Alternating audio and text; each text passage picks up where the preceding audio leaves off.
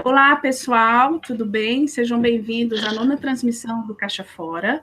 O Caixa Fora hoje desembarca diretamente no 6º Encontro Goiano de Análise do Comportamento e, como vocês sabem, o Caixa Fora é um acervo virtual de eventos da análise do comportamento e a gente vai ter hoje um pouquinho aqui a Elisa falando um pouco de como foi o encontro, o Hugo trazendo a fala dele, a Ana Karina. Eu vou deixar, antes da gente começar efetivamente as falas de cada um, que cada um se apresente. Então, vamos começar em ordem alfabética. A Mona, se apresenta. Boa noite, sejam bem-vindos, Elisa, Hugo, Ana, todos que estão nos assistindo. Meu nome é Amona, eu sou psicóloga clínica, analista do comportamento, coordenadora da Atitude Cursos, e vou estar aqui com vocês coordenando as perguntas que vão enviar para vocês, ok? Ana Karina, se apresenta. Eu sou a Ana Karina, psicóloga clínica também, mestre em psicologia, professora lá no IBAC, no Instituto Skinner, no IGAC, alguns cursos de pós-graduação, e estava na Secretaria de Saúde do DF, né, onde eu aprendi alguma coisa sobre cuidados paliativos, e vou falar um tiquinho depois. Legal, obrigada, Ana. Elisa, se apresenta, por favor. Bom, meu nome é Elisa, sou professora de análise do comportamento na Universidade Federal de Goiás, do campus de Goiânia. Já coordenei 3 edições do EGAC, faço parte da organização do EGAC desde 2013. Ok, seja bem-vinda. Hugo, você se apresenta para a audiência? Olá, pessoal, eu sou Hugo. Sou mestre em psicologia e atuo com a experiência do cliente em empresas. Então, eu faço pesquisa dentro de empresas sobre o comportamento do consumidor. Legal, seja bem-vindo. Então, a gente vai começar efetivamente agora a transmissão. Antes até de começar, eu quero agradecer ao Fábio Baia pela postura colaborativa dele em fazer essa transmissão acontecer. Ele deu todo o apoio, todo o suporte. Então, Fábio, obrigada. Ele não pôde estar com a gente, ele está num evento aí fora do Brasil, mas a Elisa está aqui representando a organização e ela que vai começar, então, a falar para vocês como foi o encontro. Antes até de passar para a Elisa, vou me apresentar rapidamente. Eu sou a Denise, sou uma pessoa que fomento o Caixa Fora. Foi uma iniciativa realmente motivada por questões pessoais, de querer estar participando de todos os eventos e não conseguir. Então, tentei criar uma ideia onde a gente tivesse minimamente acesso ao que acontece aí pelo Brasil, né? Tantos eventos assim interessantes acontecendo. Então, o Caixa Fora veio com a ideia da gente ter acesso, né, a algumas falas, e vocês vão entender, para quem está assistindo pela primeira vez, o formato aqui nessa transmissão. Então, querida Elisa, a palavra é sua, você tem 10 minutinhos para falar de como foi o EGAC. Bom, então, assim, para quem nunca foi o evento ele tem uma primeira característica interessante, que ele começou a ser organizado pelo André Bravin e pelo Fábio, né? O André Bravin lá em Jataí, o Fábio em Rio Verde. Rio Verde já tem um histórico interessante de análise do comportamento, com o professor Eric, que passou por lá uma época, e eles começaram a organizar pensando que esse evento poderia ser um evento itinerante. Então, um ano ficaria rodando nas cidades do interior de Goiás. Quando eles entraram em contato comigo, obviamente, me chamando para participar da organização, o evento veio para Goiânia, né? Então, desde 2013, o evento tem acontecido da seguinte maneira: um ano em Goiânia e depois um ano no interior, né? E aí, quando vai para o interior, ou é Rio Verde, ou é Jataí. Já teve um ano que teve uma edição também que aconteceu em Mineiros. Enfim, esse ano, e cada ano, como é um coordenador, né, ou eu, ou o André, ou o Fábio, o evento tem um pouco a cara da gente, né? Esse ano o evento teve uma novidade bem legal, que foram as palestras direcionadas para a comunidade. Então, muitos dos palestrantes, eles acabaram tendo pelo menos dois momentos, né? um momento que foi para a comunidade científica e um outro momento que foi para a comunidade em geral, né? Então, por exemplo, a própria Ana Karina, ela deu um curso de cuidados paliativos, mas ela também falou no Hospital do Câncer, né? O Vinícius deu um mini curso falando de ACT e comportamento de dependente químico, e ele falou num CAPS AD. O Hugo também teve uma fala no evento para o público do evento científico e para fora, e isso foi acontecendo com vários outros palestrantes. Então, foi muito legal, porque foi, na verdade, foram 2 eventos em um, né? E eu acho que isso, para análise do comportamento, é uma coisa bem bacana. A BPMC já vem fazendo isso, né, com a BPMC Comunidade, e aí o Fábio, esse ano, teve essa ideia de organizar essas 2 coisas ao mesmo tempo.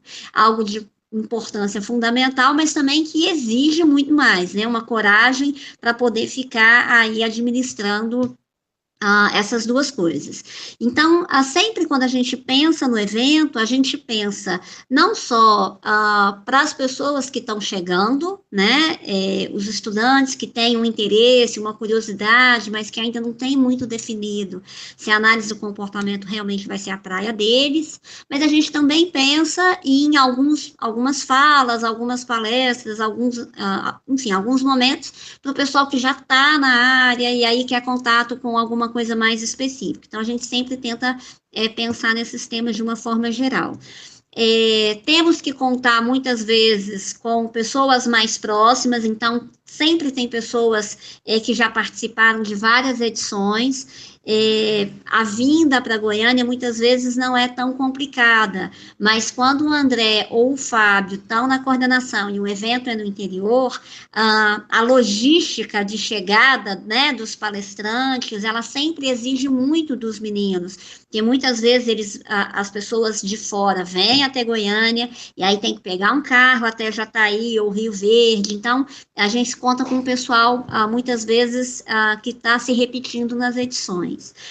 Além da novidade das palestras para a comunidade, esse ano, para minha alegria, novas pessoas acabaram ingressando nessa organização do evento. Então, a gente agora vai começar a contar com a participação do pessoal da PUC, daqui de Goiânia, porque eu falei com os meninos como estava Goiânia, ano sim, ano não, e quando eu vinha para Goiânia, estava na minha mão, eu falei, tá ficando pesado, né? E aí, no ano que vem, o evento volta para Goiânia, mas aí vai para o pessoal da PUC. E aí, o coordenador do ano que vem vai ser o Cristiano Coelho, né? Uma outra pessoa que manifestou interesse é a professora Cristiane, de Catalão, que está na Federal de Catalão. Então, em 2019, o evento vem para Goiânia, para o pessoal da PUC. 2020, ele volta para o interior, e aí, dessa vez, vai ser organizado pela Cristiane lá em Catalão, né? Então, assim, é bacana porque o evento está crescendo, já é um evento estável, né? Porque ele já está na 6ª edição, com mais pessoas chegando, e a gente fica contente por conta dessa tradição. Claro que a gente sempre encontra as dificuldades, né? Em 2015, a gente já começou a encontrar um pouco, até em função da situação econômica do país, uma dificuldade das pessoas virem, mas o evento continua, a gente tem conseguido um público bem interessado, né, um público bem bacana, os feedbacks são sempre bem interessantes. Então, é isso, não sabemos se no ano que vem continua as palestras da comunidade, porque, como eu falei, cada edição tem muito a cara do coordenador. Então, já teve algumas práticas que foram feitas em um ano e não foram repetidas em outro. Tudo depende muito, né, de uma questão de logística, enfim, tem várias coisas, várias variáveis aí, mas ano que vem está na mão do Cristiano Coelho, aqui em Goiânia, né, e aí a gente espera que o pessoal, não só do interior de Goiás, mas o pessoal, quando o evento é em Goiânia, vem gente de Barra do Garças, vem gente de Brasília, muita gente de Anápolis, Rio Verde, Jataí, Catalão, Mineiros, Itumbiara, né, então, assim, tem uma galera da região que sempre tem vindo, e a gente espera contar com a participação de todo mundo de novo. Acho que é isso. Ok, Elisa, bacana. A Mona está coordenando perguntas, pode ser que ao final, a gente sempre tem uma pergunta da audiência, tem muita gente curiosa em como criar, em como construir eventos, né, na análise do comportamento, acho que a experiência de vocês vai agregar, se vier alguma coisa aí ao final, então você responde para a gente completa, tá? Obrigada, Elisa. Nada. Eu vou passar agora a palavra para o Hugo ele vai falar do tema dele, né, não, foi uma palestra, imagino, né, Hugo, acho que não foi um curso, é a jornada do cliente sobre a perspectiva comportamental, encadeamento comportamental e dupla contingência a serviço do marketing. Então, Hugo, agora 20 minutos, a palavra é sua, seja bem-vindo. Legal, pessoal. Obrigado pelo convite. Foi uma experiência fantástica estar lá no evento. Eu gostei demais, conheci algumas pessoas ótimas e reencontrei amigos queridos que eu não via há muito tempo, que foram colegas do mestrado lá na UNB. Né? Então, e fiquei maravilhado com a organização e com a estrutura e com a diversidade de temas que a gente viu por lá. Eu sou do Rio de Janeiro, onde a análise do comportamento é bem pobrinha, se é que ela existe, né? Todo mundo conhece essa característica do Rio, então estar no meio de pessoas produzindo no tema, na área, é sempre muito gostoso. Eu tenho traçado minha carreira já há mais de 10 anos na fronteira entre a academia e o mercado. Né? Desde que eu me formei na UNB, eu quis atuar aplicando o conhecimento que eu adquiri ali dentro das organizações. Né? Já que eu trabalho com uma área aplicada, que é o estudo do comportamento do consumidor, eu queria ver acontecer, né? Mas mantive sempre essa ponte na academia, fazendo com que eu pudesse estar assimilando novos conhecimentos e trazendo e aplicando. O comportamento do consumidor, ele me fascina desde de muito tempo, né? Especialmente porque a gente é consumidor o tempo inteiro, né? Dificilmente a gente não encontra alguma situação em que a gente não está consumindo de alguma maneira. A gente agora está trajando roupas, a gente está aqui bebendo água, a gente está usando serviços de internet, que com toda sorte vão funcionar para todo mundo até o final. Então, a gente... todos os fenômenos associados, desde dos comportamentos de procura ao consumo propriamente dito e ao que vem depois, o descarte ou recompra, eles são interesse da análise do comportamento do consumidor. A análise do comportamento oferece um arcabouço teórico muito interessante para estudar o comportamento do consumidor. E existe um interesse enorme para o marketing para conseguir, para se apropriar desse material e aplicar da melhor maneira possível. O que eu curto também no trabalho, especialmente estando dentro de uma organização, é que eu entendo que o melhor marketing vai ser aquele que estabelece uma relação ganha-ganha com o cliente e uma relação duradoura.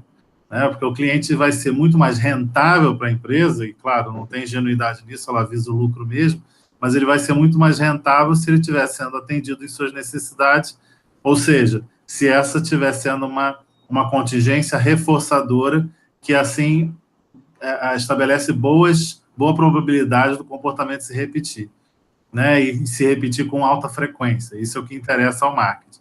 Então, eu venho estudando a aplicação da análise de comportamento ao comportamento do consumidor já esse tempo todo, né? E comecei a desenvolver um projeto de doutorado, e agora eu acabei de entrar no doutorado na Universo no Rio, justamente para aplicar, a desenvolver essa tese, em que eu procuro observar o comportamento do consumidor dentro de uma cadeia comportamental, né? Que é um conceito que a gente encontra meio delineado, mas não muito aprofundado, né? O Skinner já falava já há tempos atrás, mas a gente tem de Baum alguma coisa, o Catania também fala, mas tudo muito de leve. Mas o comportamento encadeado é aquele em que, claro, ele está dentro de uma cadeia comportamental em que um comportamento oferece como consequentes, né, o que seriam os antecedentes do comportamento seguinte.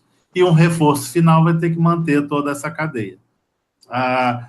Dessa maneira, a gente consegue entender o que o marketing chama de jornada do cliente, Ou seja, desde o cliente perceber a necessidade, começar a fazer procuras, começar a buscar elementos, recomendações, a fazer uma busca pela internet atrás de um produto ou serviço, e depois a buscar preço, buscar mais especificamente o que atende suas necessidades, a consumir, às vezes a compra não está junto com a entrega, então, se é, por exemplo, uma compra pela internet, você compra e você espera, depois, quando ele chega, você usa, e pode chegar até o ponto do descarte também. Então, esse encadeamento, ele tem uma representação visual que vem sendo trabalhada e que anda meio em moda, que é a jornada do cliente, né? E quando eu comecei a estudar isso, eu comecei a ver uma afinidade enorme com o encadeamento comportamental, e algo que o Foxall, que trabalha,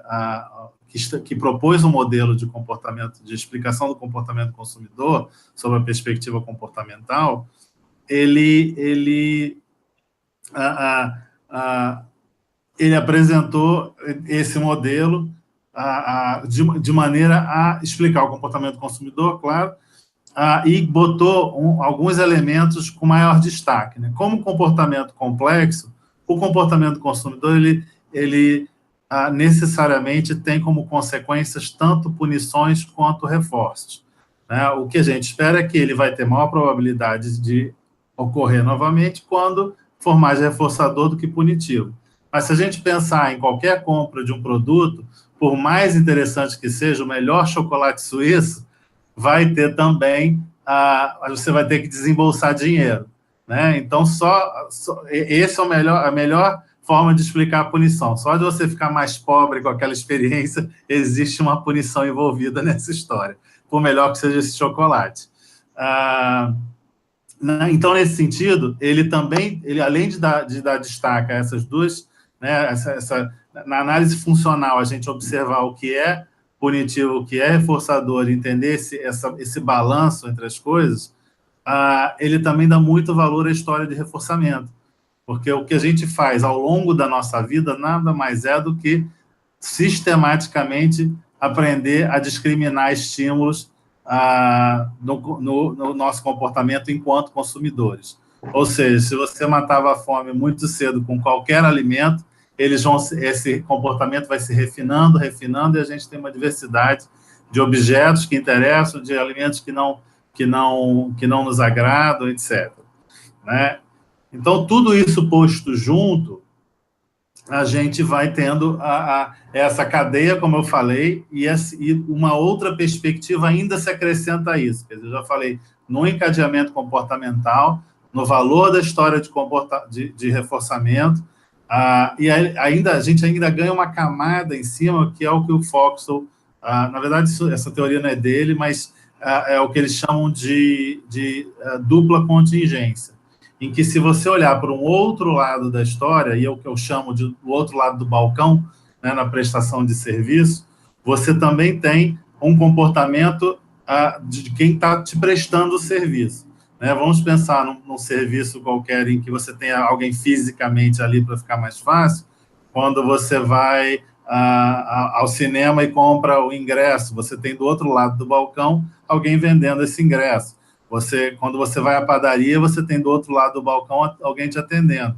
Mas na padaria, muito frequentemente, o caixa, onde você compra antes o que você vai consumir, e você compra antes com alguém e retira com outro alguém. Então, aí você já tem uma cadeia de comportamentos.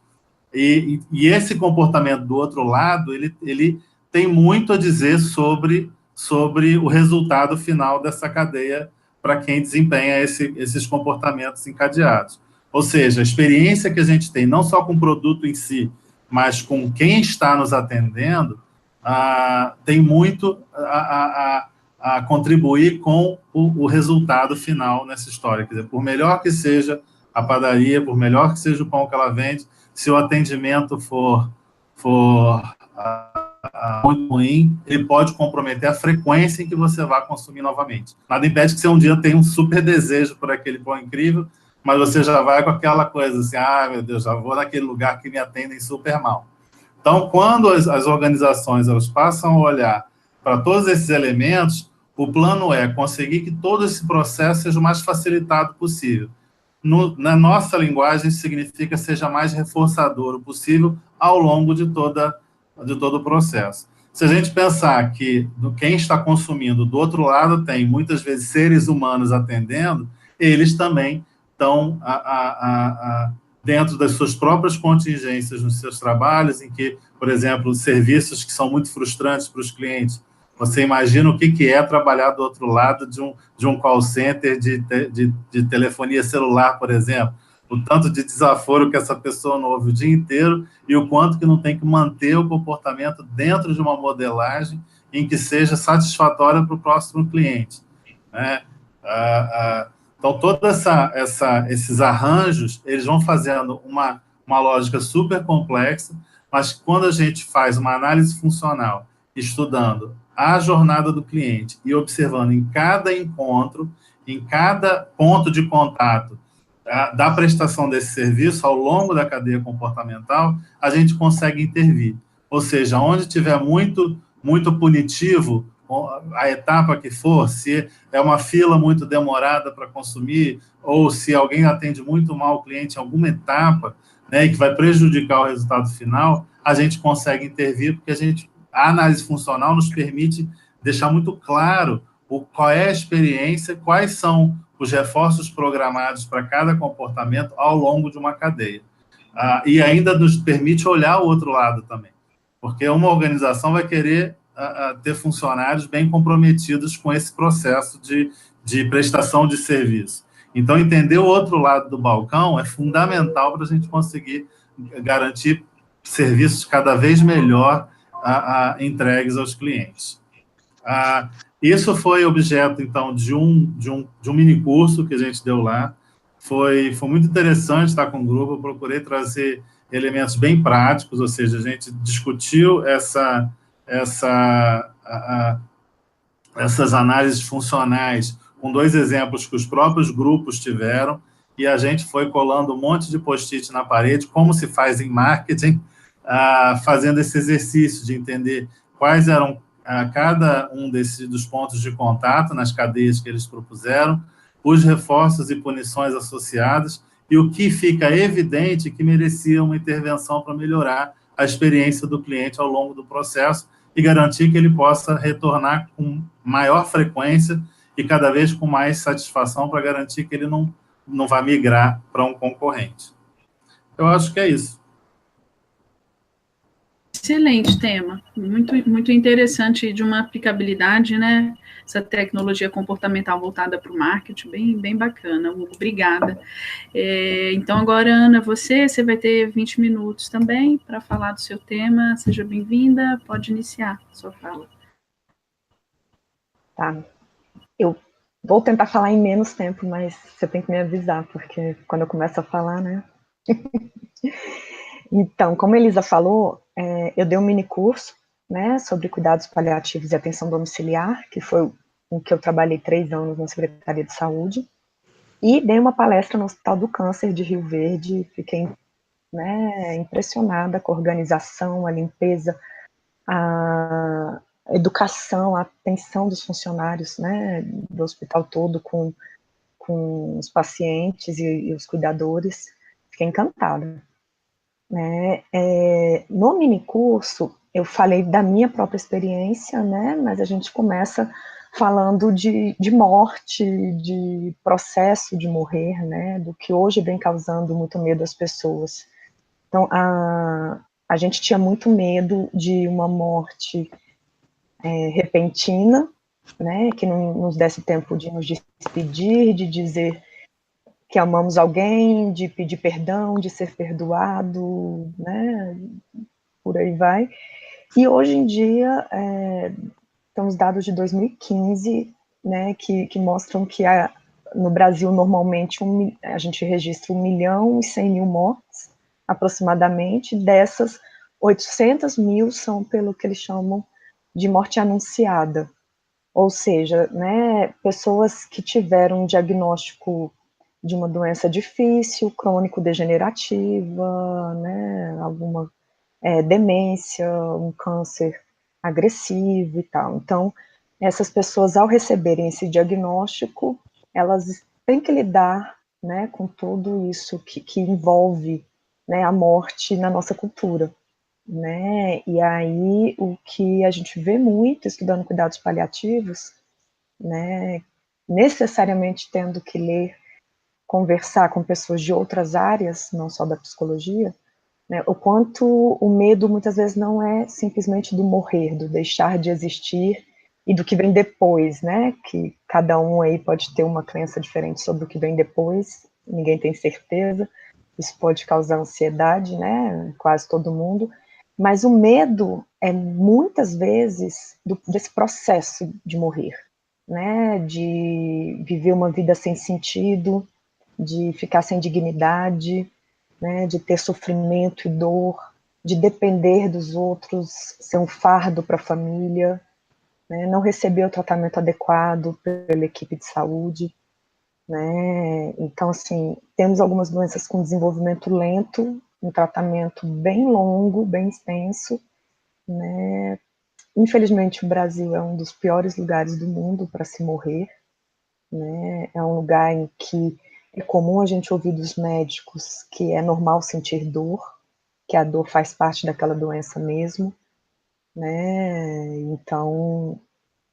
as pessoas, ao já terem passado essa experiência, né, ou terem ouvido relatos de pessoas que passaram por essa experiência, ficam temerosas quanto a esse processo todo, esse tratamento longo e que muitas vezes envolve hospitalização no ambiente, né, impessoal, distanciamento da família e dos amigos, perda de autonomia, né, perda do conforto do seu lar e tal. Então, os cuidados paliativos vêm justamente tentar ampliar a qualidade de vida desse paciente e da sua família, necessariamente é um trabalho que envolve família, que envolve os cuidadores informais, né, vizinhos, amigos, familiares, e os cuidadores formais, né, alguém que a gente contrata para cuidar do paciente, e é justamente tentando dar uma atenção total, uma atenção integral, ativa a esse paciente, a essa família. Então, os paliativistas tentariam prever e controlar alguns fenômenos, né, relacionados ao adoecimento e à morte.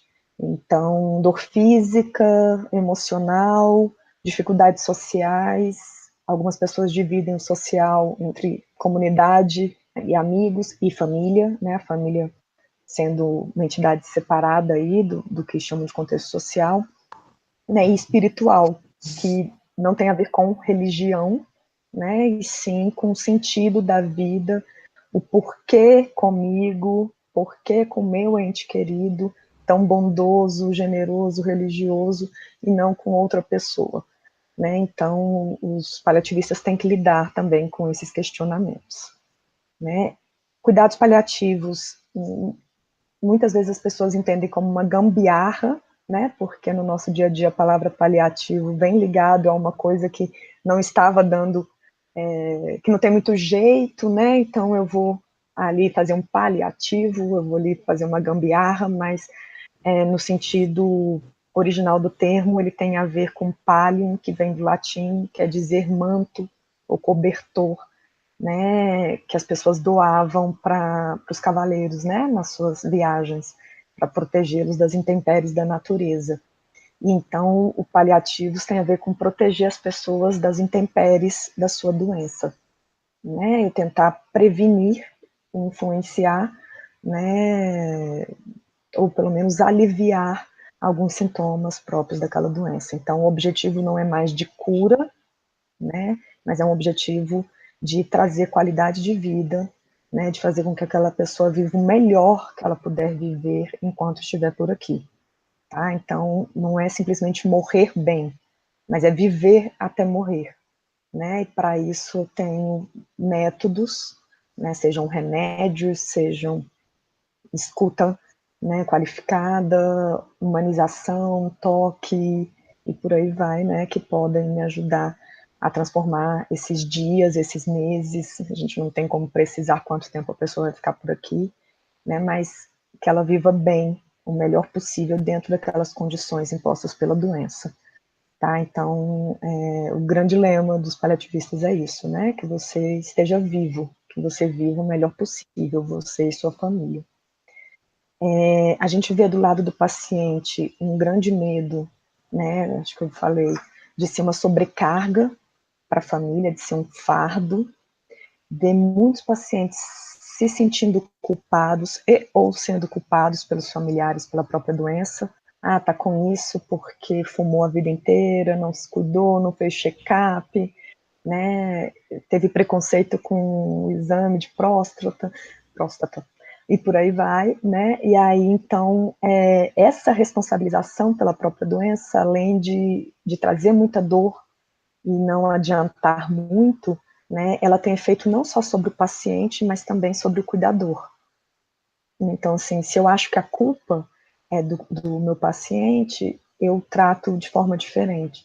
E a psicologia tem que entrar muito numa equipe multiprofissional, né, de cuidados paliativos, para trabalhar essa culpa, essa responsabilização do próprio paciente e da família, tá? Para que eles, né, se integrem da melhor forma possível e pensem no aqui e agora, no que vai acontecer a partir do que se fizer aqui e agora, e não nesse passado, né, que pode sim ser causa da doença, ou estar entre os determinantes da doença, mas, né, a gente não vai poder mudar, tá? Os cuidadores geralmente apresentam uma sobrecarga física e emocional muito grande.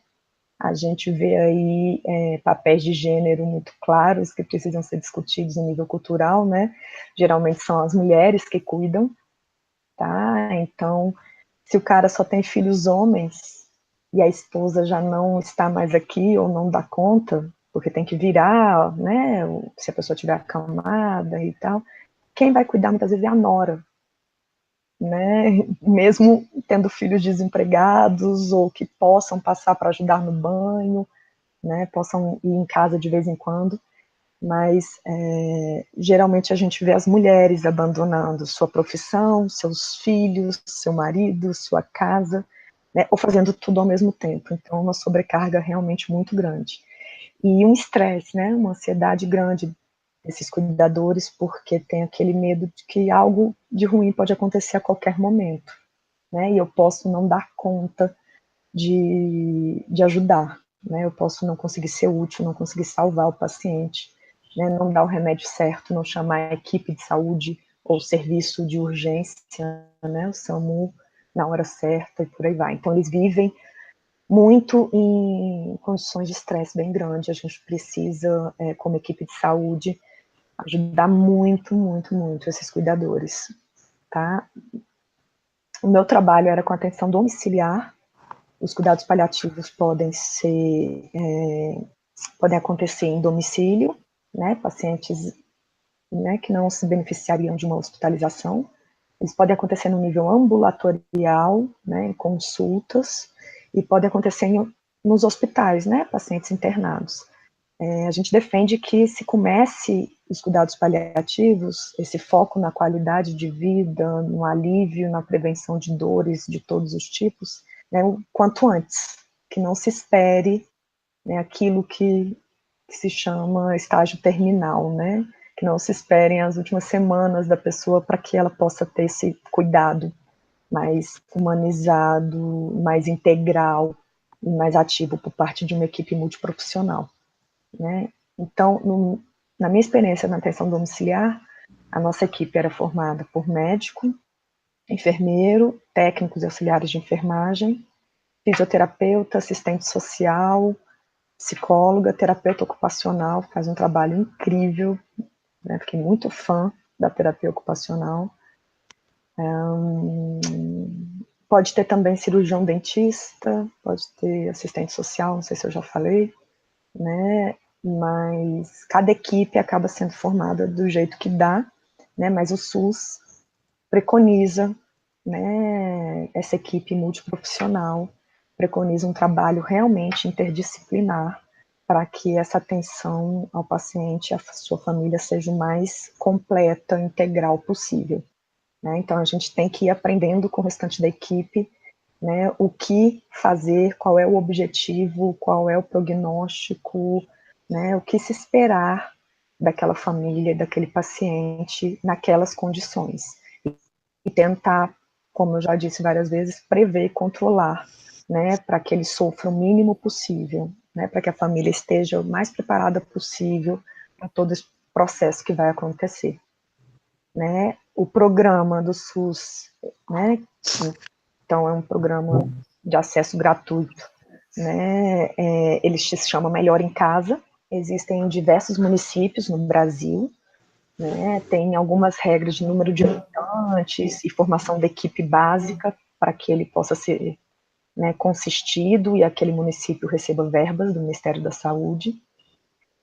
Alguns planos de saúde estão oferecendo também esse serviço, chamando de home care, né, porque é um cuidado muito mais humanizado, muito mais completo, evita infecções hospitalares daquele paciente, né, evita agravamento do quadro, facilita a vida da família que pode ficar em casa com seu ente querido e, por incrível que pareça, mesmo pagando tantos profissionais diferentes para relativamente poucos pacientes, sai muito mais barato para o governo ou para o plano de saúde do que manter esses pacientes internados no hospital. Um dia de internação sai muito caro, tá? Além de todos os riscos, né, de infecção cruzada e por aí vai. Então, as premissas do programa Melhor em Casa são humanização, ampliação do acesso, mais pessoas possam ter acesso aos serviços, né, de toda a rede, nos níveis primário, secundário, terciário, né, acolhimento, equidade, né, que todas as pessoas, independente da sua renda, independente de suas condições financeiras, de acesso, tá, e integralidade, né, ver o indivíduo como um todo e vê-lo inserido numa comunidade, e essa comunidade toda entendida e tratada, né, pelos diferentes níveis de atenção à saúde do programa do SUS, tá. Isso reduziria a demanda por atendimento hospitalar, né, reduziria tanto o número de leitos ocupados, quanto visitas a pronto-socorros também, né, diminuiria tempo de internação, né, de quem está mais grave, de quem precisa de antibióticos na veia e tal, porque a gente conseguiria fazer essa medicação em casa, né, e aumenta a autonomia do usuário, quando eu digo usuário, não só o paciente, mas todas as famílias e as pessoas, né, da sua comunidade que podem ajudar, que podem participar de todo esse processo, tá? Algumas das coisas que uma equipe de atenção domiciliar pode fazer com esses pacientes que estão internados em domicílio, né, coleta de exames laboratoriais, a gente tira sangue, leva, né, faz os exames que são possíveis na rede, tá? Marcação de consultas, os pacientes têm prioridade nas consultas em exames, né, porque eles estão internados, na verdade. A gente fornece insumos semanalmente, então gases, esparadrapo, óleo de girassol para hidratar a pele e evitar as feridas, né, e fralda, por aí vai, né, dá medicações que possam ser feitas em casa para evitar que o paciente vá a pronto-socorro, né, empresta mobiliário, né, cama hospitalar, cadeira de rodas e tudo para os pacientes que estejam cadastrados no programa. Tá? Então, é um programa, eu sou totalmente apaixonada, né, foi uma honra, foi um desafio pessoal e profissional enorme, né, eu caí lá de paraquedas, não sabia nem que existia isso, cheguei lá, quando eu olhei que tinham 13 ganhando para tratar de 40 pacientes, né, inicialmente, como assim, gente? Coisa mais estranha, né? E aí eu fui ver os gastos, realmente, vale a pena para o governo pagar essas pessoas, né, do ponto de vista exclusivamente econômico, mas o trabalho é lindo, né, acho que a gente se sente extremamente útil, né, você vai a casas muito diferentes, né, você conhece famílias de estruturas e condições sociais, econômicas, culturais, o nome que a gente puder inserir aí, muito diferentes, né, então é um lugar que a psicologia pode um espaço de pesquisa e intervenção enorme, não está muito lá dentro, tá? Principalmente como analistas do comportamento, né? Tem uma ferramenta que o próprio Ministério da Saúde estimula, né, que trabalha com atenção domiciliar, tanto no nível de atenção primária, quanto, né, nesses níveis de atenção, né, de pacientes mais graves, que se chama Projeto Terapêutico Singular, ou Plano Terapêutico Singular, né, é um tipo de caso clínico, a gente monta, todos os membros da equipe falam o que é desejável que aconteça com aquele paciente e sua família, né, como é que a equipe vai intervir, sabendo do trabalho de todo mundo, inclusive a família deveria participar da construção disso, isso com o objetivo de formar vínculo, fortalecer compromisso, né, dar responsabilidades para o paciente, para o seu cuidador, é o cuidador que executa a maior parte das ações, né, e isso é muito semelhante a construir um PTS, um plano terapêutico singular, é muito semelhante a construir uma formulação comportamental, tá? Então, o conhecimento da análise do comportamento é bem legal para os outros profissionais que não estavam acostumados, né, a construir esses planos, porque tem a história, tem objetivos, estratégias, tem forma de avaliar se está sendo feito do jeito que deveria, então é muito o que a gente faz com formulações comportamentais, tá?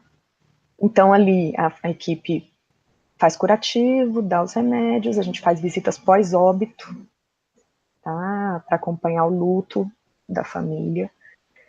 Nem sempre a gente consegue tanto de vezes que deveria, ou que precisaria, né? Mas vai na medida do possível, tá?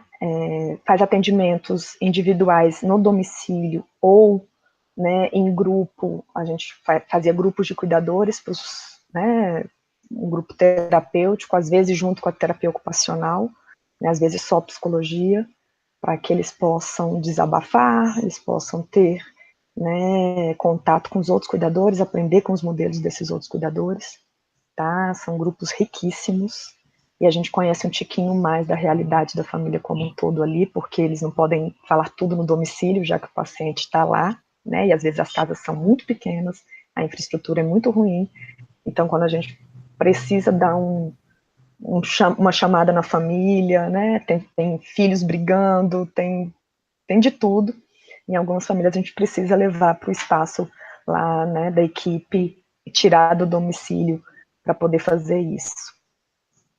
O que a análise do comportamento pode ajudar, além da formulação comportamental do caso, que eu acho que já é uma ajuda enorme, né, a questão de observar cuidadosamente a linha de base do paciente, da família, do cuidador principal, né, tinha muita briga quando eu entrei, eu fui vista como a salvadora da equipe, e tanto nos problemas de relacionamento interpessoal, quanto em ter que trabalhar com adesão a tratamento, em ter que cuidar dos cuidadores rebeldes, né, eles teriam alta do programa por não, né, seguirem o protocolo, não seguirem o plano estabelecido, e às vezes, quando você ia ver a família, era simplesmente, não é contra controle, não é rebeldia, não é sacanagem, eles não estavam entendendo o que era para ser feito, tá? Então eu dei várias palestras para os membros da equipe sobre comportamento governado por regras,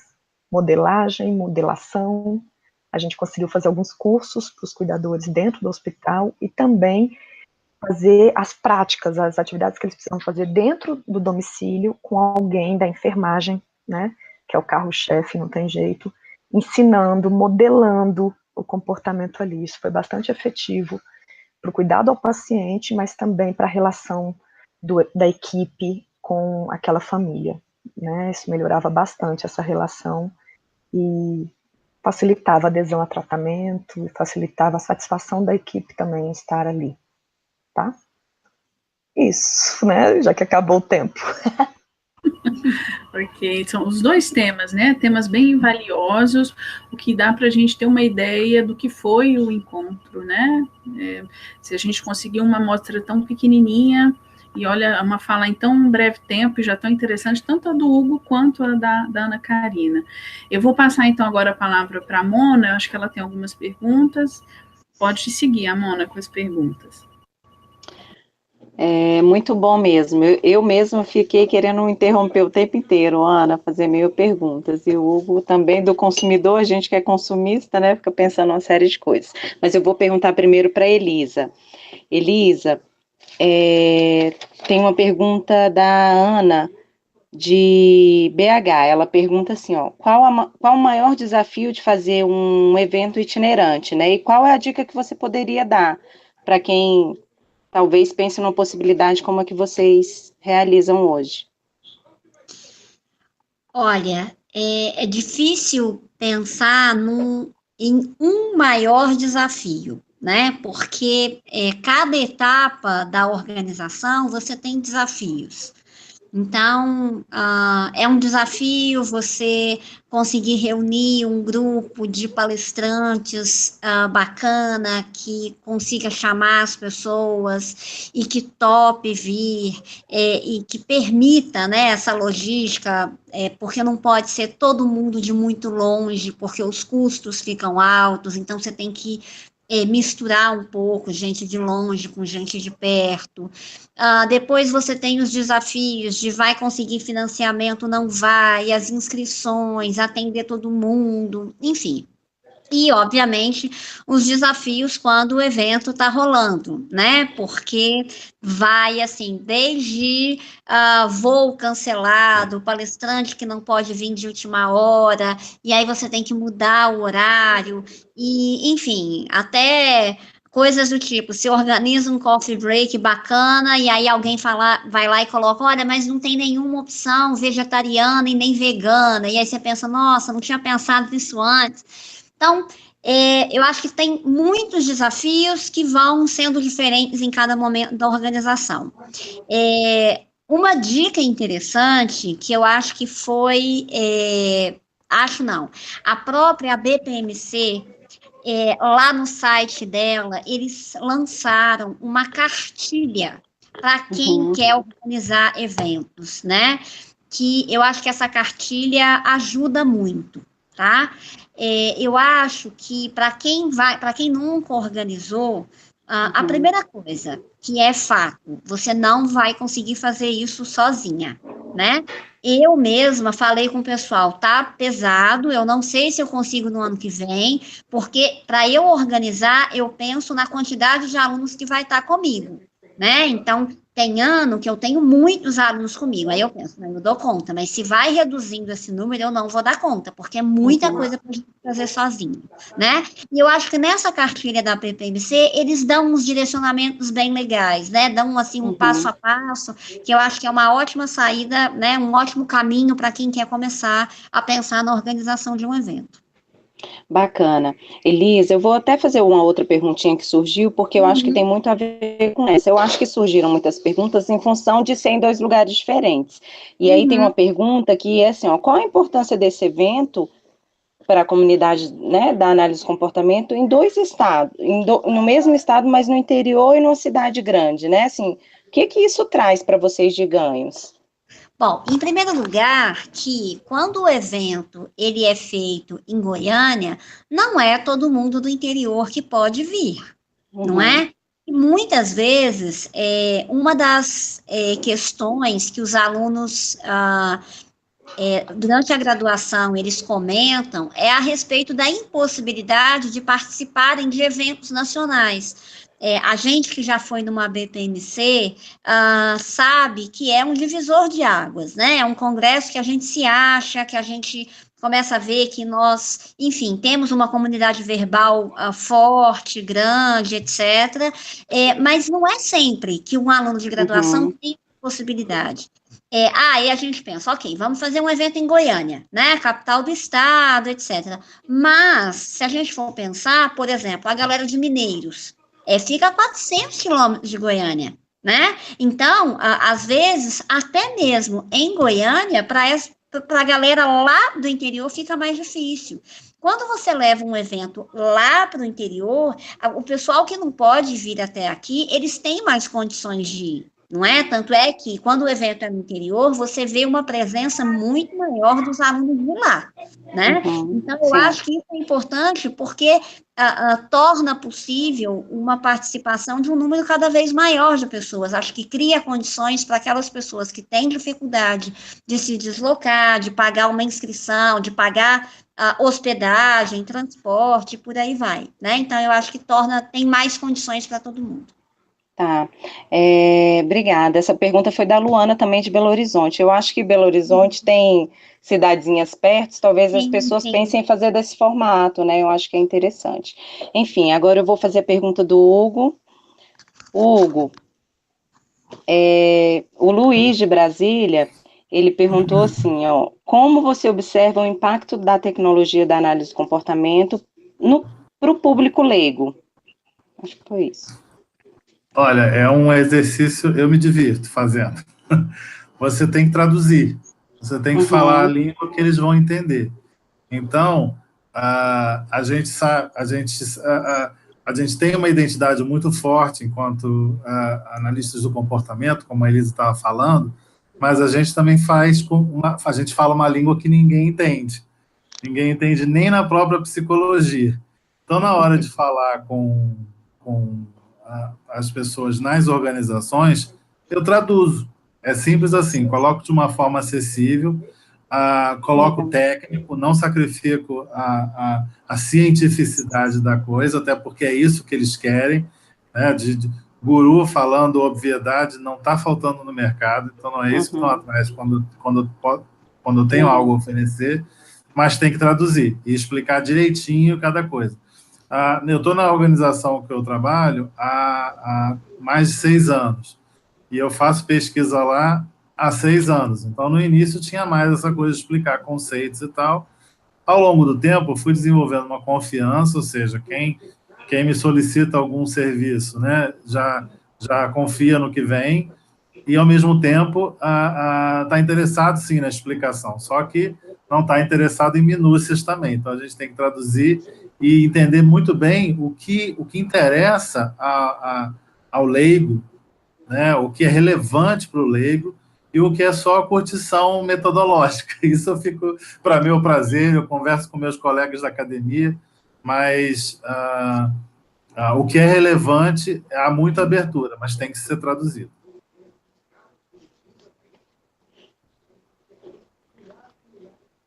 Oi.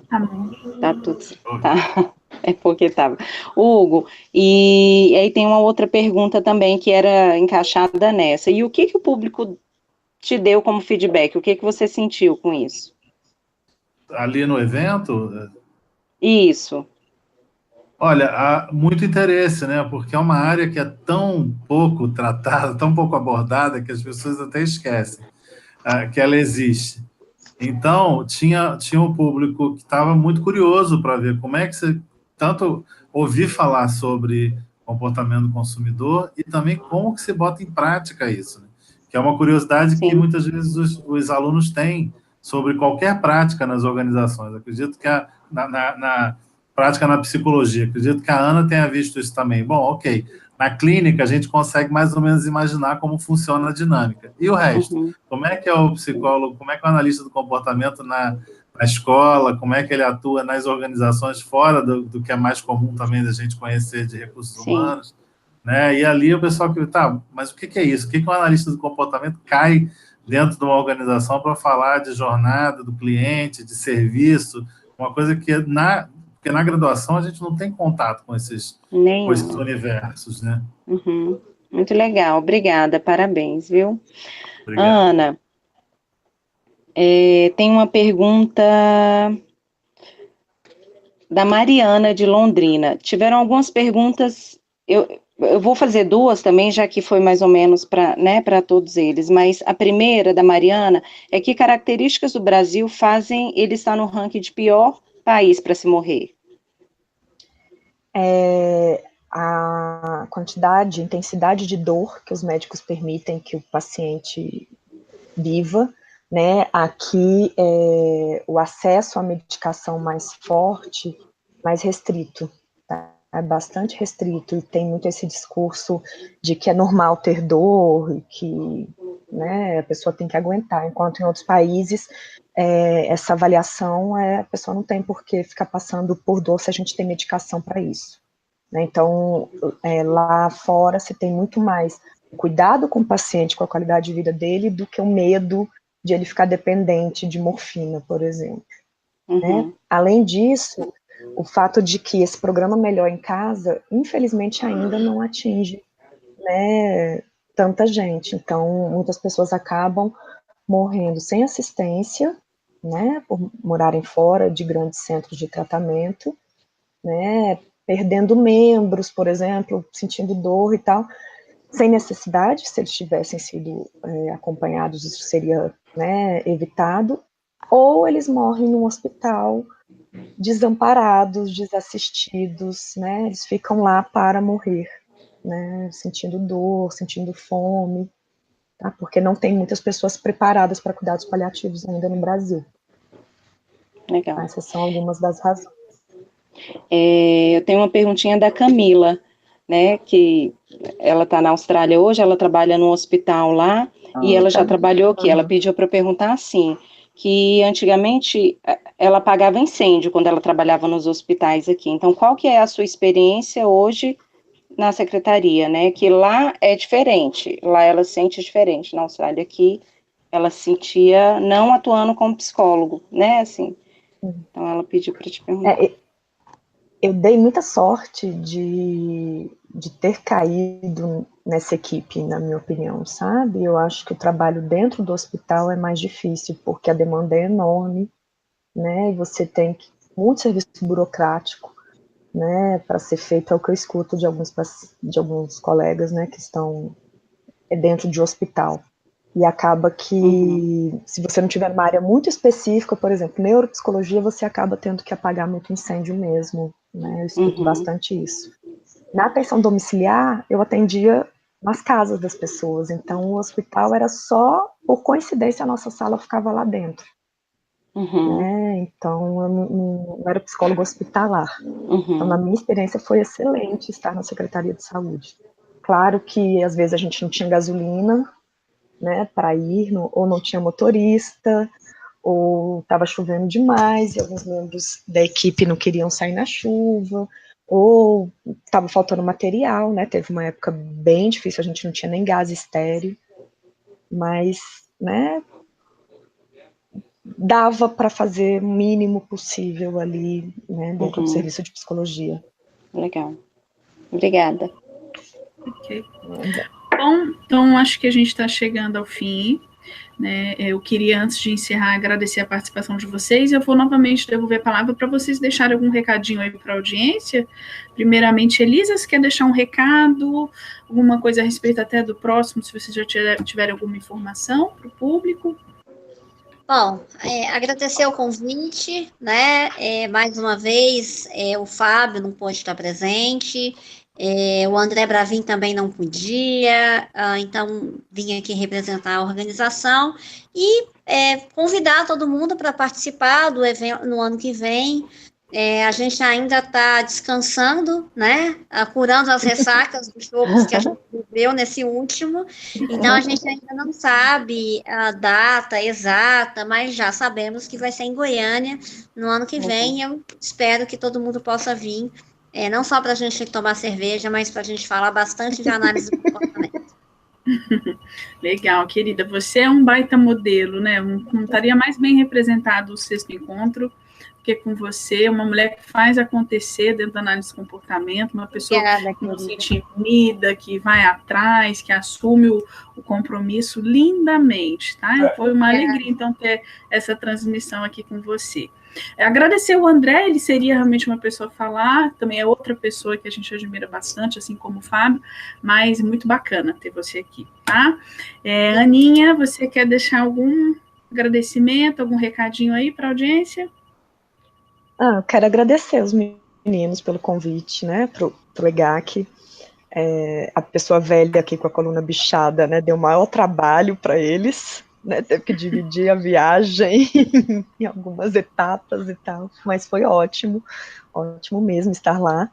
né, ter uma reclamação a fazer, né, foi prometido muito mais cerveja do que realmente foi fornecido, tá? Eu e o Hugo tivemos que nos virar lá sozinhos um dia, né, para cumprir o objetivo, tá? Isso, eu espero que nos próximos anos seja melhorado nesse evento, tá bom? E assim, eu tenho muita agonia, né? Eu tenho pouca prática, na verdade, com esses eventos online, mas foi bem menos do que eu imaginava. Obrigada, meninas, pelo convite. Adorei, estou à disposição do pessoal, né? Quiser fazer pergunta depois no privado lá do Facebook e tal, estou à disposição. No e-mail. Depois a gente pode até colocar o e-mail de vocês no link da descrição lá no YouTube, né? Depois eu vou pegar. Aninha, obrigada. Eu não conheço ninguém que fale tão lindamente de um tema tão sério, né, como você, que fale com tanta doçura, com tanta propriedade. É muito bom. Eu já te ouvi falando outras vezes sobre cuidados paliativos, já fiz um curso com você, né, lá na Atitude, mas sempre uma informação nova, né, um assunto tão difícil, você sempre traz com muita leveza, viu? Acho lindo. Obrigada, viu? Pelo aceite. Obrigada. Hugo, você quer deixar algum recadinho aí para a audiência, algum contato? Bom, quero agradecer a vocês pelo convite, né, por estar aqui no Caixa Fora, representante de um evento com tanta gente boa, né, agradecer novamente ter participado do EGA, que foi, assim, uma alegria enorme ver o pessoal, né, visitar velhos amigos e descobrir quão longe eles estão indo, né, fazer novos amigos aí dentro da nossa comunidade verbal. E estou à disposição de quem tiver curiosidade sobre análise do comportamento do consumidor, quem quiser saber como que se forma nisso, saber mais informações, leituras, etc., estou à disposição aí pelas redes sociais para promover essa área da nossa querida análise do comportamento. Legal, Hugo. Também não conhecia o Hugo, tive a oportunidade de ouvi-lo aqui. Conheço por referências, né, Hugo? Você está falando de um tema aí que eu acho que hoje em dia a gente não pode negligenciar, deixar de olhar, né? Até se pensar em termos de evento, né, Elisa? Quais são as operações estabelecedoras em torno de marketing para evento, que pode, né, ampliar a frequência de participação, né, em eventos da análise do comportamento. Muito bacana. Foi um prazer, viu, Hugo? Obrigada aí pelo seu aceite, a sua disponibilidade, a sua simpatia. A Mona, quer deixar algum recadinho para a audiência? Eu queria agradecer aos convidados, né, e as pessoas que participaram, que enviaram perguntas. Foi muito legal, foi bem... Obrigada, viu? Boa noite a todos. Então é isso, queridos, boa noite, até um próximo Caixa Fora. A gente tem um Caixa Fora por mês, tentando criar um acervo aí mensal, né, todo mês tem um evento transmitido aqui pelo YouTube, tá? A gente vai divulgar nas redes sociais, a gente agradece a audiência de vocês, mais uma vez, queridos, obrigada, foi ótimo, Ana, Elisa, Hugo, Amona, obrigada, viu? Pela confiança, pela participação. Beijão, queridos, tchau, tchau.